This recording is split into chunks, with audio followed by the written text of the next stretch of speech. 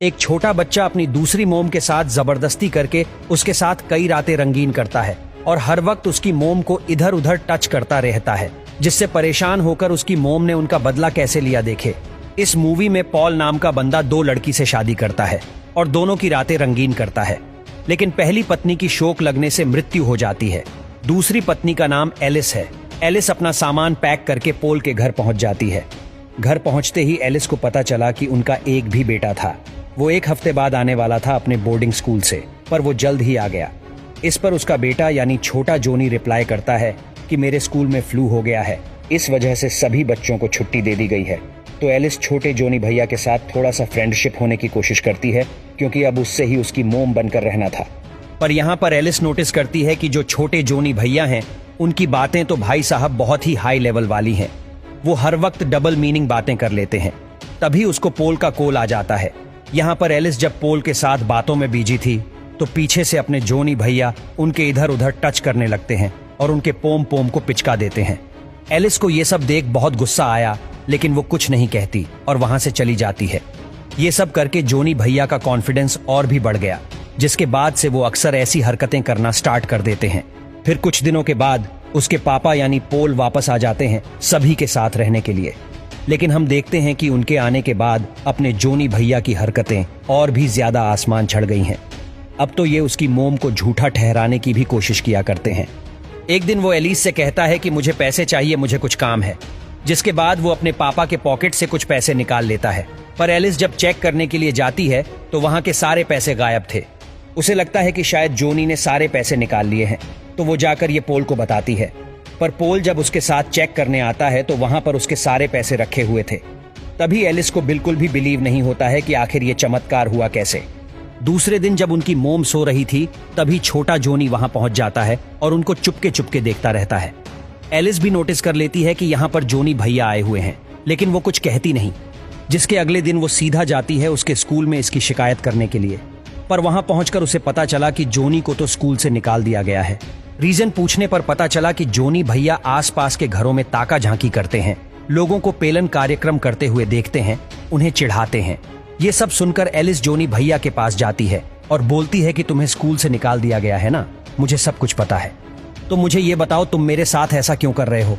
जो पहले वाली मॉम थी तुमने भी उनके साथ ऐसा ही किया था। इस पर जोनी ने उससे कहा, अब तुम आ गई हो तो तुम्हें देख देख कर हिलाऊंगा, जब भी मन करेगा सीधा आपके पोम पोम दबाऊंगा। इस पर एलिस पूछती है कि पुरानी वाली मोम को तुमने मारा था, क्योंकि उस समय पर तुम्हारे और तुम्हारे पापा के अलावा कोई घर में था ही नहीं। तभी हमारे जोनी भैया ने रिप्लाई देते हुए कहा कि मैं बता तो दूंगा, पर इसके बदले मुझे मिलेगा क्या?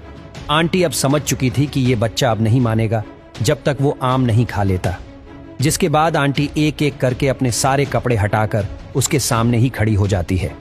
अब जोनी भैया खुश हो गए और उनके साथ एंटीमेट हो जाते हैं। फिर वो कहता है कि मेरी मॉम को एक बीमारी थी, वो बीमारी उनके हार्ट में थी। ये बात उन्होंने आज तक मेरे डैड को भी नहीं बताई थी और उसी बीमारी की वजह से मेरी मॉम की डेथ हुई थी। फिर एक दिन एलिस स्टोर रूम में जाती है तो उसने वहां पर नोटिस किया कि वहां पर एक छोटा सा होल है, जिससे उसके कमरे का सब कुछ दिखाई देता है। मतलब जब वो लोग रोमांस करते थे तो जोनी भैया वो सब कुछ यहां से देखता था। इसके बाद एलिस ये होल अपने हस्बैंड को दिखाने लाती है तो वहां पर कोई होल नहीं था। अब तक आपको भी समझ में आ गया होगा कि ये सब कुछ छोटा जोनी ही कर रहा था, ताकि उसके पापा उसकी मोम को धीरे धीरे पागल समझने लगे। पर एलिस इतने में हार मानने वाली नहीं थी।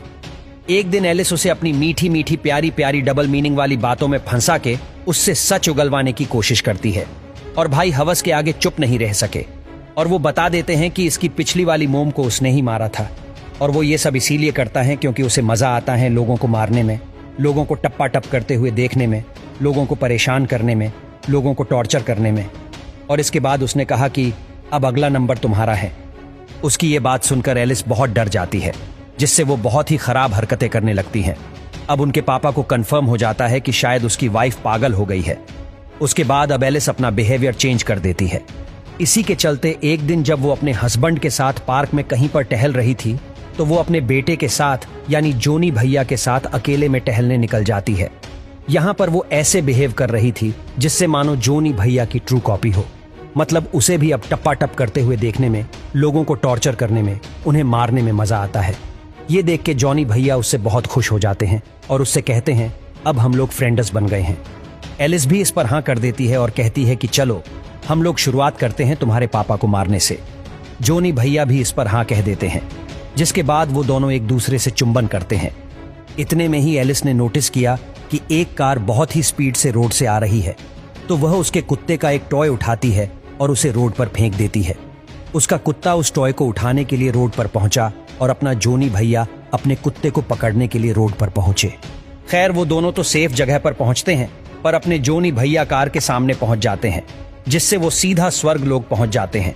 और उनका काम तमाम होते ही हमें पता चलता है कि यहाँ पर एलिस ने ये सब कुछ प्लान किया था। वो अपने ऊपर किए गए इस टॉर्चर का बदला लेना चाहती थी। फिर दोनों पति पत्नी वापस एक हो जाते हैं और अपनी खूबसूरत लाइफ एंजॉय करते हैं।